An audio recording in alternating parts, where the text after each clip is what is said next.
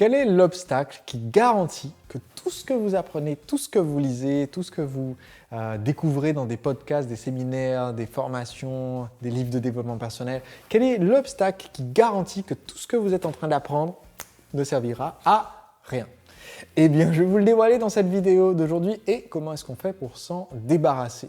Bonjour, je suis Sébastien Knight, le marketeur français et chaque lundi à 19h, je publie une vidéo dans ce que j'appelle les lectures du lundi. Il s'agit en fait d'une pépite tirée d'un des livres qui m'ont le plus aidé à développer mon entreprise au cours des 10 dernières années. Eh bien, aujourd'hui, j'aimerais reparler de plusieurs livres que j'ai déjà mentionnés dans cette série. J'en ai un sous la main ici et qui va me servir en fait à illustrer mon exemple, mais il y a d'autres livres que j'aimerais mentionner et qui sont tout aussi importants pour mon message. Donc, il s'agit aujourd'hui du livre de Julie Cairns, qui est une jeune femme auteure australienne multimillionnaire que j'ai déjà interviewée sur cette même chaîne. J'ai déjà aussi mentionné son livre dans un autre épisode, donc vous pourrez trouver le lien de ces deux épisodes sous la vidéo d'aujourd'hui. Et son livre s'appelle Le Code de l'Abondance, The Abundance Code. Et en fait, quelque chose m'a marqué, moi, en tant qu'auteur, quand j'ai commencé à lire son livre.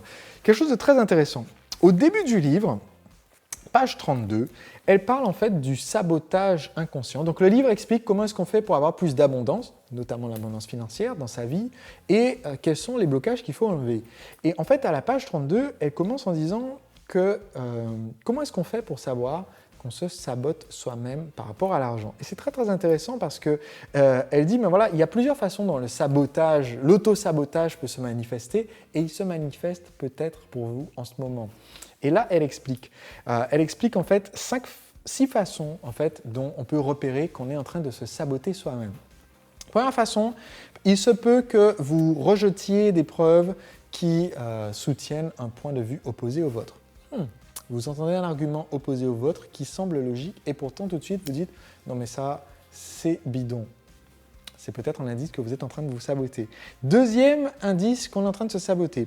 Peut-être que vous n'êtes pas dans un état d'esprit réceptif, tout simplement pour apprendre quelque chose de nouveau. Peut-être que vous trouvez une rationalisation en vous disant « mais voilà, non mais peut-être que c'est vrai, mais je suis trop vieux pour changer, c'est trop tard ». Je vois ça quelquefois chez certains membres de ma famille, même des fois, où ils vont dire, mais voilà, en fait, ils sont conscients que leur façon de manger, ça ne va pas du tout et que ça va finir par leur causer des gros problèmes de santé, mais c'est des habitudes, donc c'est trop tard pour changer. Tout ça, c'est une excuse, c'est une façon de s'auto-saboter pour ne pas entrer dans la zone de confort du changement. Et c'est une des façons dont on se restreint et on s'empêche de réussir. Troisième façon, c'est avoir une résistance qui est basée sur notre sens d'identité ou notre valeur en nous-mêmes. Par exemple, je vous l'ai déjà dit dans une de mes précédentes vidéos, je vous ai déjà dit que si vous basez votre estime de vous-même sur la quantité de travail que vous fournissez, vous allez tout le temps avoir trop de travail parce que tout naturellement, pour vous sentir comme étant quelqu'un qui a plus de valeur, quelqu'un de plus important, eh bien vous allez toujours trouver une façon d'être surmené, surbooké, crevé. C'est normal, c'est parce que vous avez décidé que votre valeur dépend de ce que vous faites au lieu de décider que votre valeur dépend de qui vous êtes. C'est une vidéo que j'ai déjà partagée avec vous et que vous pouvez retrouver sur ma chaîne YouTube. Mais ici, en fait, ce qu'elle dit, c'est que justement, si on a lié notre sens d'identité au comportement qui est négatif et qui nous empêche d'obtenir les résultats, eh bien, on n'a pas envie de changer, même si on sait que ça nous aiderait, parce que d'un seul coup, ça nous ferait perdre notre identité. Donc, c'est une des formes qu'on peut avoir d'auto-sabotage. Quatrième forme d'auto-sabotage, c'est de se dire qu'il nous reste encore à faire A, B, C, D avant d'utiliser le conseil qui pourrait changer notre vie. Autrement dit, vous venez d'apprendre quelque chose qui pourrait instantanément vous donner le résultat que vous voulez, mais vous êtes déjà en train de faire un truc qui ne marche pas, mais vous voulez aller jusqu'au bout sur ce truc qui ne marche pas. Ça, on le voit souvent, par exemple, quand je voulais démarrer mon entreprise, le conseil qu'on m'a beaucoup donné, c'est non, garde pour le moment ton job salarié, fais-toi un réseau et après, quand tu auras de l'expérience, il sera temps de démarrer ton entreprise. Mais quelle expérience? Quelle expérience? De l'expérience en tant que salarié dans une boîte qui n'a rien à voir avec la boîte que je vais démarrer, ça ne me servira à rien. Un réseau professionnel constitué de mon boss et de mes collègues, c'est bon, je l'ai en une semaine de travail et ça ne va pas m'aider à démarrer ma boîte. Donc en fait, c'est un conseil qui m'empêche de réussir. Mais beaucoup de gens se mettent ça sur leur chemin. Ils disent, bon ben voilà, oui, je vais démarrer ma boîte, mais d'abord, je dois attendre qu'on ait fait notre déménagement avec ma femme, que mes enfants soient arrivés à l'université, que j'ai obtenu l'augmentation dont j'ai besoin, que j'ai négocié en mi-temps. Et une fois que j'aurai fait tout ça, je pourrai commencer à réfléchir à mon projet d'entreprise. Ça, c'est la recette, évidemment, de l'échec.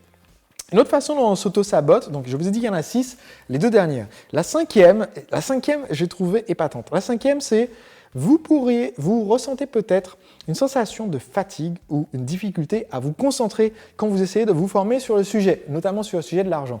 Et ça, c'est épatant. Effectivement, si vous avez des difficultés par rapport à l'argent et que vous essayez de lire des livres, suivre des formations, écouter des audios, peut-être même suivre ce podcast aujourd'hui sur l'abondance financière, eh bien, instantanément, vous allez commencer à être distrait par autre chose, avoir une sensation de fatigue, le coup de barre, j'ai du mal à me concentrer. Ce n'est pas parce que Sébastien n'est pas clair dans son explication, même si bon, j'essaie toujours de m'améliorer, hein, mais ce n'est pas parce que je ne suis pas clair, c'est parce que vous avez cet auto-sabotage qui fait « Ouh là là, oh là, c'est le sujet qui fait de mal là et qui éteint tout de suite les lumières et qui dit « Oh non, c'est bon, je suis crevé, je regarderai la vidéo demain ».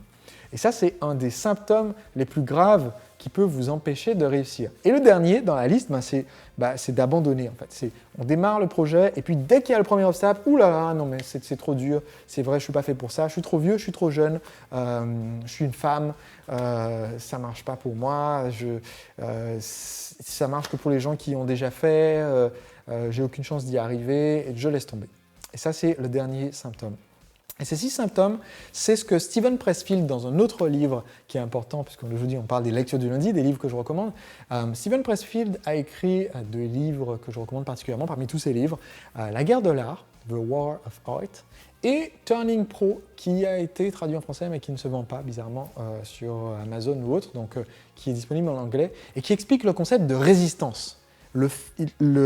L'ennemi dans notre cerveau qui nous empêche d'avancer, qui nous empêche d'être productif et qui trouve toujours une raison pour nous occuper à autre chose que notre vraie vocation, eh bien, il se peut aussi que vous ayez de la résistance par rapport à votre abondance financière. Et si on apprend à la reconnaître, eh bien, ça devient très facile de l'éliminer. De se dire juste, non mais là, en fait, je me dis que j'ai un coup de barre, mais c'est juste que je suis en train de faire de la résistance.